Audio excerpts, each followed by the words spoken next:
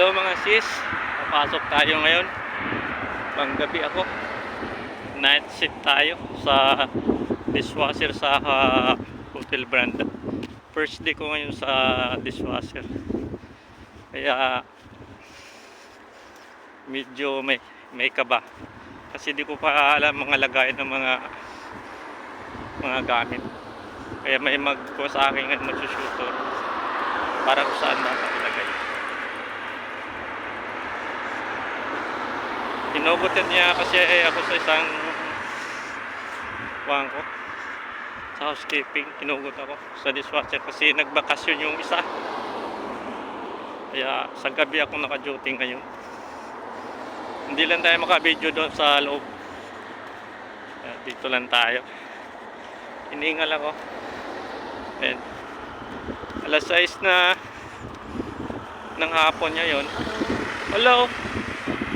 Ayan. Mataas ang araw. Kaya ng araw. Sabi dito karnero, wala dito.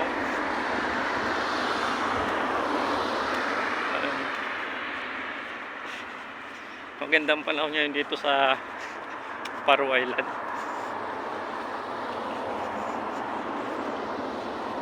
Walang ambon-ambon, walang yelo.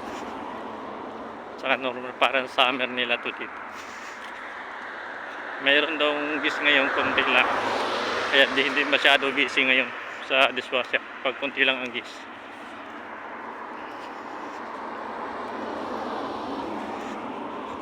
Ayun ang pinasukan ko. Nakapako sa bundok. Pero malamig pa rin panahon. Yung hangin niya malamig. Pero kaya naman. Sa ngayon.